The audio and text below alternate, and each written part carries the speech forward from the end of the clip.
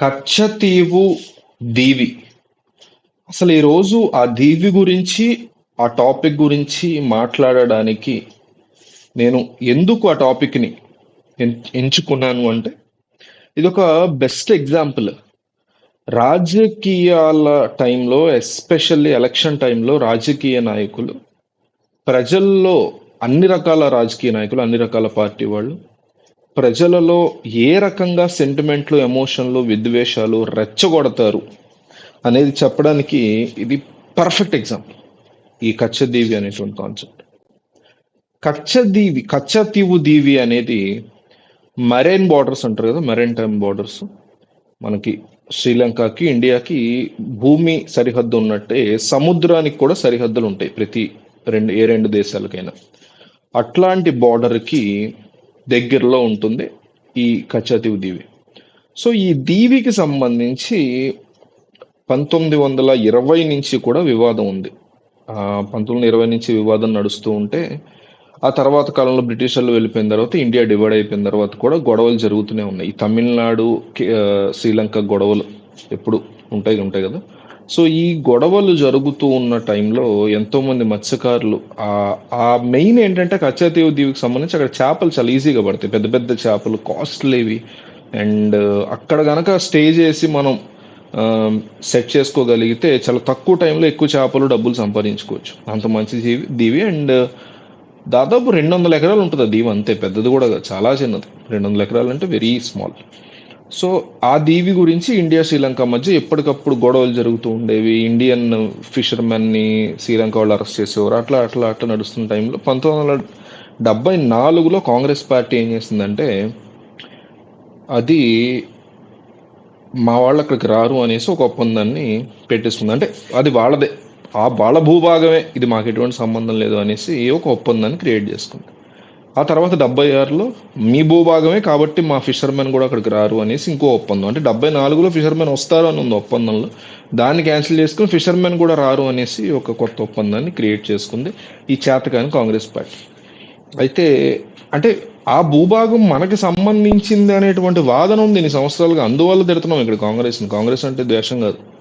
So అట్లాంటి భూభాగాన్ని ఎప్పటికప్పుడు, అంటే ఇట్లాంటి ఏమంటారు, ఈ డీడ్ ఉన్నా, అగ్రిమెంట్ ఉన్నా కూడా శ్రీలంకకు సంబంధించినటువంటి వచ్చిన తమిళియన్స్ ఎవరైతే ఉంటారో వాళ్ళు మళ్ళీ అక్కడికి వెళ్ళి ఈ రకమైన అదే వాళ్ళ భూభాగంలో, అంటే భూభాగం సముద్ర భాగం, ఆ సముద్ర భాగంలో ఆ దీవిలో చేపలు పడడం, అది చేయడం, మళ్ళీ అరెస్ట్ అవ్వటం, ఇట్లా జరుగుతూ ఉంది ఓవర్ ద ఇయర్స్. అయితే ఏం చేసింది డిఎంకే పార్టీ, ఎప్పటికప్పుడు ఎన్నికల టైం వచ్చేసరికి డిఎంకే పార్టీ ప్రతి అసెంబ్లీ ఎన్నికల్లో, సిగ్గులేని డిఎంకే పార్టీ, నేను ప్రతి రాజకీయ పార్టీని తిడతా.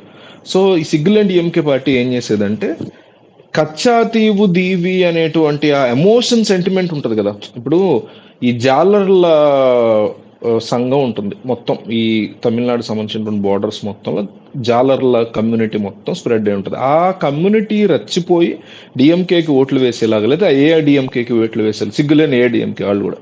సో వాళ్ళు ఏం చేసేవారంటే, ఎలక్షన్ టైంకి వచ్చేసరికి ఎవరు అధికారంలో ఉంటే వాళ్ళ ఆపోజిట్ వ్యక్తులు కచ్చాతీవు దీవి అనేటువంటి కాన్సెప్ట్ని తెర మీద తీసుకొచ్చి వివాదాన్ని రేకెత్తించేవారు. మళ్ళీ ఎవరైతే ఈ ఫిషర్మెన్ కమ్యూనిటీ వాళ్ళు ఉంటారో వాళ్ళు రెచ్చిపోయి వీళ్ళకి ఓట్లేయటం, ఈ రకమైనటువంటి సిగ్గుమాలిన పనులు చేస్తూ ఉండేవారు. అయితే ఒక పాయింట్లో 2013లో యూపీఏ ప్రభుత్వం, అంటే కాంగ్రెస్ ప్రభుత్వం, ఈ పనికిమాలిన కాంగ్రెస్ ప్రభుత్వం అధికారంలో ఉన్నప్పుడు ఏం చేసిందంటే, కోర్టులో, సుప్రీంకోర్టులో ఈ కాన్సెప్ట్ వచ్చింది, సుప్రీమో వేరే కోర్టులోనో ఈ కాన్సెప్ట్ వచ్చినప్పుడు ఏం చెప్పిందంటే, కచ్చాతీవు ద్వీపం అనేటువంటిది భారతదేశానికి సంబంధించింది కాదు, శ్రీలంకకు సంబంధించింది. మనకు కానీ మన దేశానికి కానీ దానికి సంబంధించి ఎటువంటి ఇది లేదు. ఎందుకంటే భారతదేశ సముద్ర లేదా భూభాగానికి సంబంధించింది ఏది శ్రీలంకలో మిగిలి లేదు, అంతా కూడా అప్పట్లోనే వెనక్కి తీసేసుకున్నది భారతదేశం అని చెప్పేసింది. అంటే ఇది మాకు సంబంధం లేదు, ఇది అసలు ఈ దేశానికే సంబంధం లేదు, కచ్చాతీవు ద్వీపం అనే దీవి అనే కాన్సెప్ట్ చెప్పేశారు వాళ్ళు. అయిపోయిందా, ఇక్కడతో కాంగ్రెస్ పార్టీ దీపింది. మోడీ గారు మహానుభావుడు అధికారంలోకి వచ్చాడు. ఆయన కూడా ఉండే బీజేపీ కూడా అత్యంత పనికి మాలిన పార్టీ. ఆ పార్టీ ఏం చేసింది, ఇప్పుడు ఎలక్షన్స్ టైంలో ఇష్టం వచ్చినట్టు ఆ కాన్సెప్ట్ని మళ్ళీ తెర మీద తీసుకొచ్చి కచ్చాతీవు దీవి మాది, అప్పట్లో నెహ్రూ కానీ ఇందిరా కానీ వాళ్ళకి ఇచ్చేశారు శ్రీలంక వాళ్ళకి, ఇది అసలు అవసరం లేనటువంటి ఆ, మాకు అవసరమైనటువంటి దాన్ని తీసుకెళ్లి వాళ్ళకి ఇచ్చేశారు అని ఒక అవసరం లేని సబ్జెక్ట్ని మళ్ళీ ఎలక్షన్ టైం కదా నెత్తి మీద తీసుకొచ్చారు. ఎందుకంటే తమిళనాడులో ఈ రకమైనటువంటి ఎమోషనల్ సెంటిమెంట్ బాగా వర్క్ అవుతుంది. అన్నామలై ద్వారా బీజేపీ తమిళనాడులో పాగా వేస్తుందని చూస్తున్నారు కదా, మంచిదే, పాగా వేయండి, కానీ దానికి ఒక పద్ధతి పాడు ఉండాలి, ఒక సరైనటువంటి మార్గంలో వెళ్ళాలి, ప్రజలకు ఏం మంచి చేస్తారో చెప్పాలి. కానీ ఇట్లా పనికి మాలని బీజేపీ పార్టీ తెలివితేటలన్నీ ప్రదర్శించి ఇప్పుడు కచ్చాతీవు దీవిని తెర మీద తీసుకొచ్చారు. ఇక్కడ బీజేపీని ఎందుకు తిడుతున్నాం? ఇచ్చింది కాంగ్రెస్ పార్టీ కదా, 74లో కాంగ్రెస్, 77లో 6లో కాంగ్రెస్, 2013లో కూడా కాంగ్రెస్ ఇచ్చింది, మరి బీజేపీని ఎందుకు తిడుతున్నాం అంటారు మీరు. చెప్తా. 2022లో ఇదే కచ్చాతీవు దీవికి సంబంధించి మద్రాస్ హైకోర్టులో ఎన్డీఏ ప్రభుత్వాన్ని మద్రాస్ హైకోర్టు నోటీసులు ఇచ్చి మళ్ళీ అప్పుడు వివాదం వచ్చినప్పుడు ఏంటి మీరు దీని మీద మీ సమాధానం ఏంటి అంటే, దిస్ మ్యాటర్ ఈజ్ సెటిల్డ్ అని చెప్పింది కోర్టుకి. ఏది? ఇదే ఎన్డీఏ ప్రభుత్వం, ఇదే బీజేపీ, ఇదే మోడీ అప్పుడు బియ్యంగా కూడా ఉన్నారు. అంటే అప్పట్లో మాకు సెటిల్ అయిపోయింది ఈ మ్యాటర్, కాంగ్రెస్ పార్టీ ఇచ్చేసింది కదా, అంతవరకే మాకు తెలుసు, మేము అసలు ఈ అంశం గురించి మాకు పట్టించుకోవట్లా, మాకు ఈ గొడవ కూడా వద్దురా నాయనా అనేసి దిస్ మ్యాటర్ ఈజ్ సెటిల్డ్, అది వాళ్ళదే అని చెప్పినటువంటి ఇదే నరేంద్ర మోడీ ప్రభుత్వం, ఇదే నరేంద్ర మోడీ ఈ రోజు దేశవ్యాప్తంగా మళ్ళీ ఈ అంశాన్ని ఎత్తడానికి గల ప్రధాన కారణం ఎలక్షన్ టైం వచ్చింది, ఎమోషనల్గా ఓట్లతో ఆడుకోవాలి, అయిపోయింది. అంటే ఒక్కొక్క చోట ఒక్కొక్కటి. ఇప్పుడు తమిళనాడు ప్రాంతంలో మీకు మత విద్వేషాలకు సంబంధించి వర్కౌట్ అవ్వట్లేదు అనుకో, రాహుల్ గాంధీకి నరేంద్ర మోడీకి వీళ్ళిద్దరికి ఇంకొకటి ఎత్తుతారు, ఈసారి ఇది ఎత్తారు, రేపు రాహుల్ గాంధీ ఇంకోటి ఏదో ఎత్తాడు. అంటే వీళ్ళు ఏ పార్టీ వాళ్ళైనా, కాంగ్రెస్ అయినా, డిఎంకే అయినా, బీజేపీ అయినా, ఆంధ్రప్రదేశ్లో ఉండేటువంటి Telugu Desam, Janasena, YCP, take any party in the country, వీళ్ళు కేవలం ఏదో ఒక అంశాన్ని తెర మీద తీసుకొచ్చి ప్రజల మధ్య విద్వేషాలు రెచ్చగొట్టి ఓట్లు అడుక్కుంటారు, ఓట్లు మ్యానిపులేట్ చేస్తారు, ప్రజల మనసుల్ని మ్యానిపులేట్ చేస్తారు తప్ప అక్కడ ప్రజలకి ఏం న్యాయం జరుగుతుందో, నిజంగా కచ్చాతీవు ద్వీపం అనేది మనకు సంబంధించిందా అనేటువంటి అంశాన్నే చూడరు. ఇది చాలా దౌర్భాగ్యకరమైన, దారుణమైనటువంటి పరిస్థితి.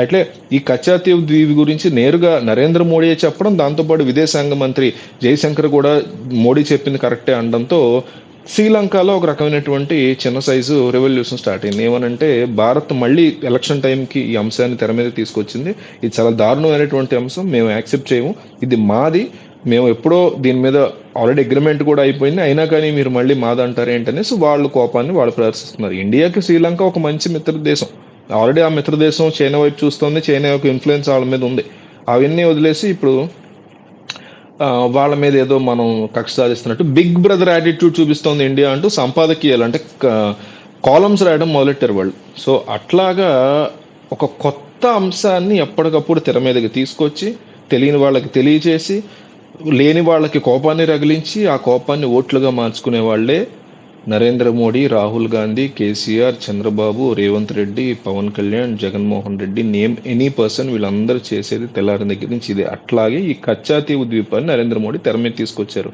రాహుల్ గాంధీ ఇంకోటి తీసుకొస్తాడు, ఏముంది, ఇక్కడ ఎవరు తక్కువ కాదు, ఎవరు ఎక్కువ కాదు, వీళ్ళందరూ కూడా మన ఓట్లని లాక్కొని గెలిచి మనం ఇచ్చేటువంటి ట్యాక్స్ మనీని ఖర్చు పెట్టి దర్జాగా మళ్ళీ ఇంకోసారి రావడానికి ప్రయత్నించేటువంటి వ్యక్తులే తప్ప మనకు మంచి చేసేవాళ్ళు ఎవరు లేరు. సో కచ్చాతీవు దీవి గురించి చాలా మంది అడుగుతున్నారు, అందుకే వీడియో చేశా. ఈ వీడియోని మీ వాట్సాప్ స్టేటస్లో పెట్టండి, చాలా మందికి ఇన్ఫర్మేషన్ తెలుస్తుంది.